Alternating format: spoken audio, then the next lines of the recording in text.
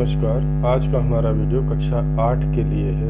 कक्षा 8 में हम लोगों ने पिछली बार एक कविता पढ़ी थी, हम पक्षी उन्मुक्त गगन के।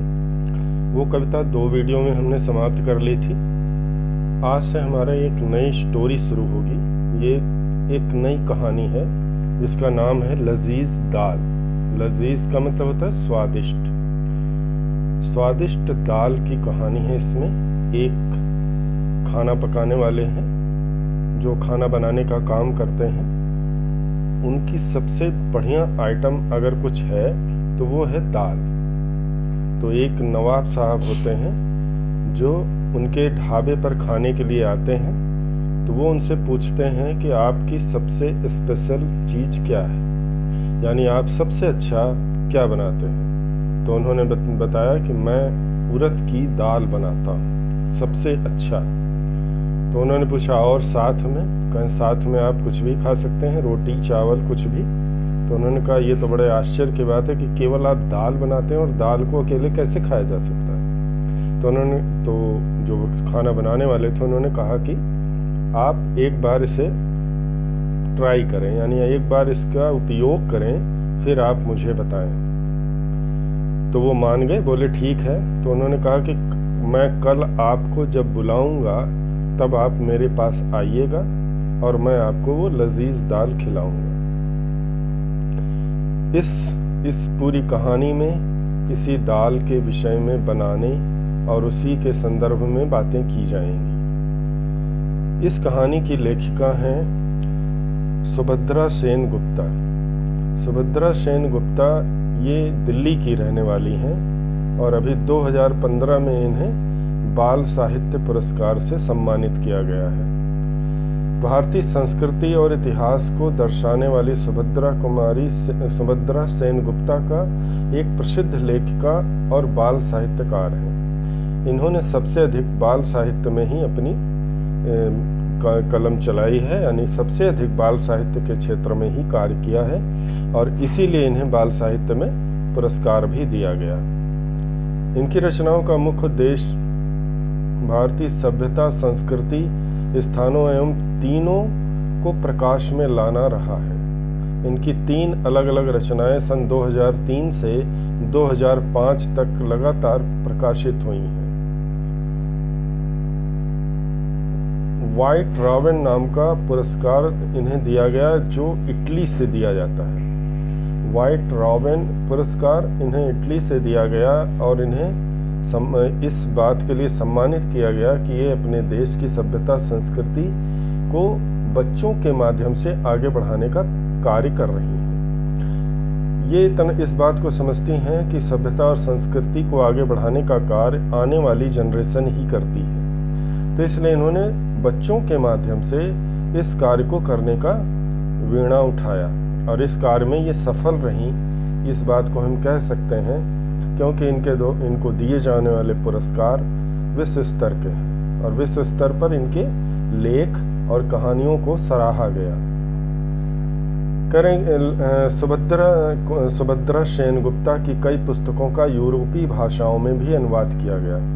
उन्होंने कई स्कूलों में सृजनात्मक कार्यशालाएं भी व्यवस्थित की हैं। कार्यशाला यानी वर्कशॉप, सृजनात्मक क्रिएटिविटी से युक्त वर्कशॉप चलाई कई स्कूलों में ताकि बच्चे इसमें कर सकें। कार्यशाला का मतलब, वर्कशॉप का मतलब हुआ कि इसमें इन्होंने कुछ प्रोजेक्ट करवाए होंगे, कुछ एक्टिविटी करवाई होगी बच्चों के माध्यम से, जिससे बच्चे इस बात को, अपनी सभ्यता, संस्कृति इत्यादि को अच्छे से परिचित हो सकें, जान सकें और ये देख सकें कि हमारे देश में क्या क्या है।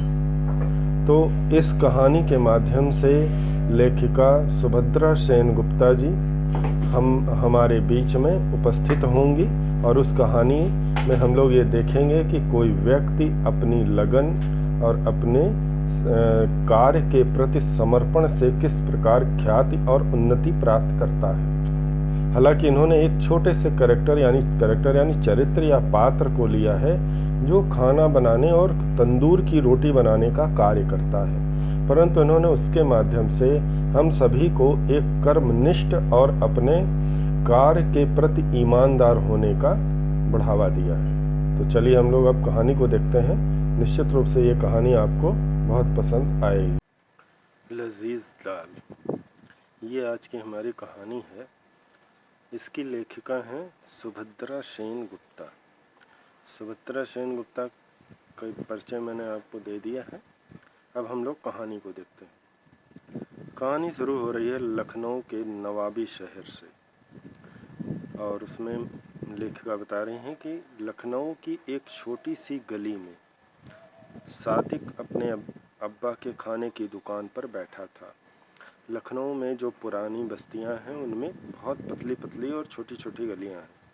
लेखिका उन्हीं पतली गली की बात कर रही है कि लखनऊ की एक छोटी सी गली में सादिक नाम का लड़का अपने अब्बा यानी पिता के खाने की दुकान पर, यानी उनके पिता के रेस्टोरेंट है छोटा सा, उस छोटे से रेस्टोरेंट में बैठा है।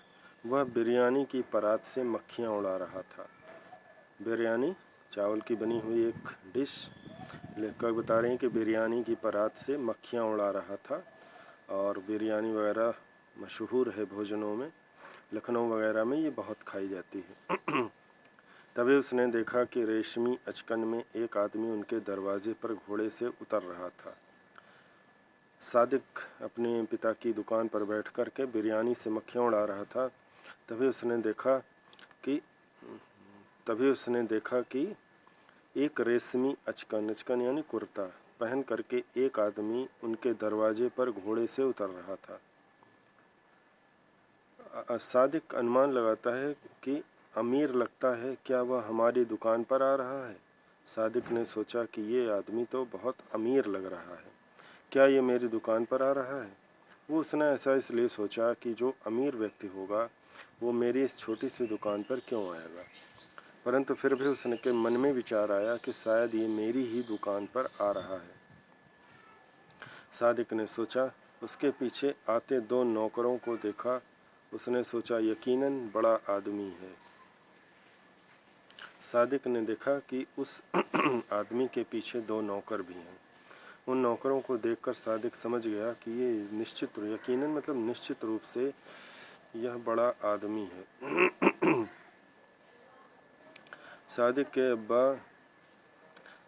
के अब्बा मियाँ मोहम्मद कादिर ने भी, जो एक बड़ी अंगीठी पर कबाब भूनने में मशगूल थे, नज़र उठाकर देखा करें सादिक के अब्बा, जिनका नाम मियाँ मोहम्मद कादिर था।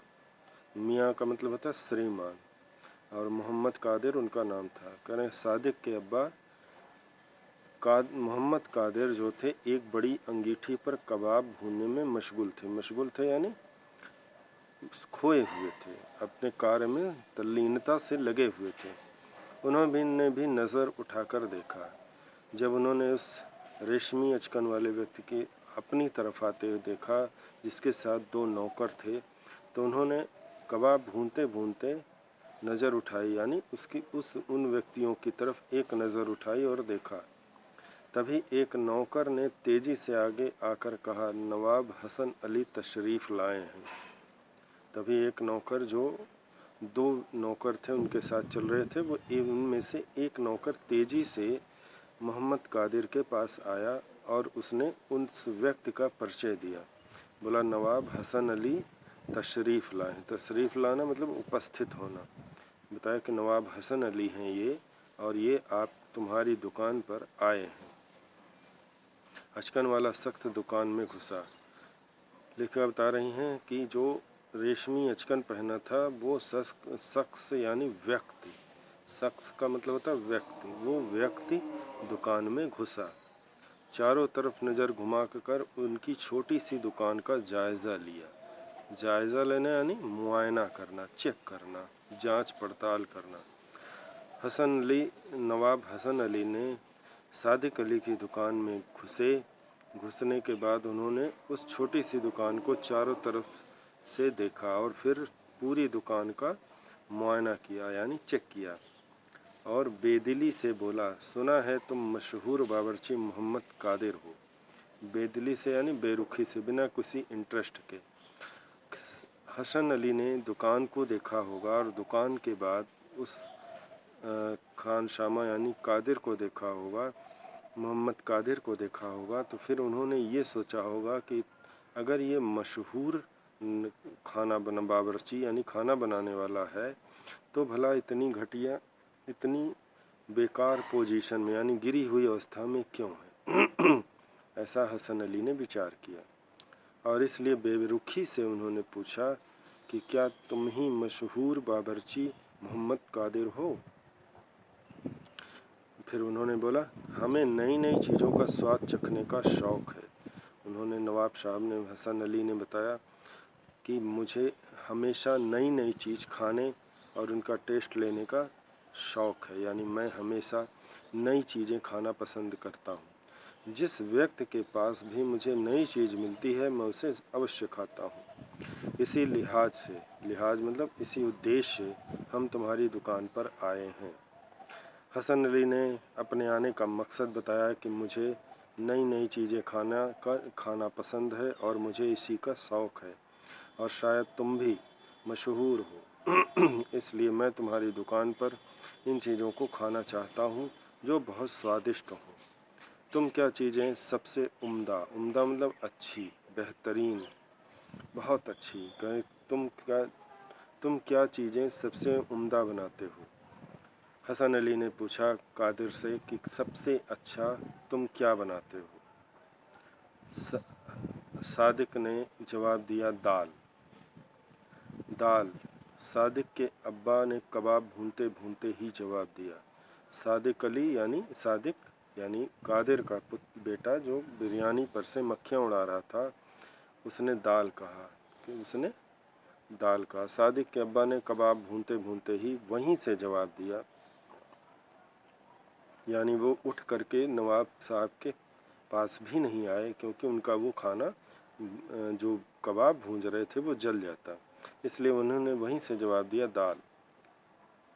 दाल। नवाब साहब ने हैरानी से पूछा। नवाब हसन अली को भी बड़ा आश्चर्य हुआ कि दाल, और उन्होंने हैरानी से पूछा, सिर्फ दाल, यानी क्या तुम सिर्फ दाल ही बनाते हो। तो सादिक के अब्बा कादिर ने बताया कि मैं बिरयानी, कोरमा और बाकी सब रिवायती चीज़ें बनाता हूँ। रिवायती का मतलब होता है रोज़मर्रा में काम आने वाली परंपरागत चीज़ें। उन्होंने कहा मैं बिरयानी बनाता हूँ, कोरमा बनाता हूँ और बाकी सारी चीज़ें जो लोग खाना चाहते हैं खाते हैं वो सारी चीज़ें मैं बनाता हूँ। मगर आपने पूछा है कि मैं क्या चीज़ सबसे उम्दा बनाता हूँ। उन्होंने हसन अली के प्रश्न को दोहराया, कहा कि आपने ये पूछा था कि मैं सबसे अच्छा क्या बनाता हूँ, तो उसका जवाब दिया था मैंने कि मैं दाल बनाता हूँ। कादिर ने तसल्ली से जवाब दिया। कादिर बिल्कुल भी डरा नहीं, घबराया नहीं और उसने बड़ी तसल्ली से यानी आराम से जवाब दिया, मगर दाल। हसन अली सोच में पड़ गए और उन्होंने कहा, मगर दाल, बात कुछ दिलचस्प सी नहीं लगती। उन्होंने कहा, दाल ठीक है, परंतु ये बात मुझे कुछ हजम नहीं होती। सिर्फ दाल। उनके मन में ये प्रश्न आया कि भला कोई दाल अकेली कैसे खा सकता है। इसलिए उन्होंने कहा, सिर्फ दाल, मुझे कुछ, और उन्होंने प्रश्न के रूप में अपना उत्तर दिया। कुछ दिलचस्प सी नहीं लगती। दिलचस्प का मतलब होता है इंटरेस्टेड। कुछ इंटरेस्ट नहीं आया। हमारे दोस्तों ने तो तुम्हारे खाने की बहुत तारीफ की थी। नवाब हसन अली ने कहा कि मैं अपने दोस्तों से तुम्हारे बातें सुनकर तुम्हारे पास आया हूँ और उन्होंने तुम्हारे खाने की बहुत तारीफ़ की थी, इसलिए कादिर मियाँ मैं तुम्हारे पास आया हूँ और तुम मुझे बता रहे हो कि सिर्फ तुम दाल बनाते हो। तुम्हारे खाने की हम तो कुछ बेहतर चीज़ की उम्मीद लगाए थे। नवाब हसन अली ने कहा कि मुझे लगा कि तुम कुछ बेहतर चीज़ बनाओगे। क्योंकि ऐसा हसन अली ने इसलिए कहा क्योंकि दाल बड़ी सामान्य चीज़ है और दाल हर घर में बनने वाली चीज़ है और एक ऐसी चीज़ है कि गरीब से गरीब व्यक्ति भी दाल और रोटी खाना पसंद करता है। अब नवाब ठहरे नवाब साहब, हसन अली ठहरा नवाब, अब वो भला केवल दाल को कैसे खा सकता था। अगर वो केवल दाल को खाता या दाल ही खाता तो ये उसकी नवाबी पर भी प्रश्न चिन्ह था, क्योंकि जो लखनऊ के नवाब हुआ करते थे वो अपने आप को बादशाह से कम नहीं समझते थे और बादशाह से अधिक शानो शौकत और ऐशो आराम से रहा करते थे। इसलिए नवाब हसन अली को कादिर की बातों पर बहुत आश्चर्य हुआ। अब हम आगे अगले वीडियो में ये देखेंगे कि कादिर अपनी बातों से नवाब हसन अली को किस तरह प्रभावित करता है और अपने खाने यानी दाल के लिए किस तरह खाने के लिए उनको एक्सेप्ट करवाता है, यानी उनको तैयार करता है कि वो उनके खाना यानी दाल को खाएं। और उसके बाद क्या होता है, तो अब हम लोग अगले वीडियो में कादिर की दाल और नवाब साहब का उसको खाना और उसके बाद क्या होता है उसके परिचय देखेंगे।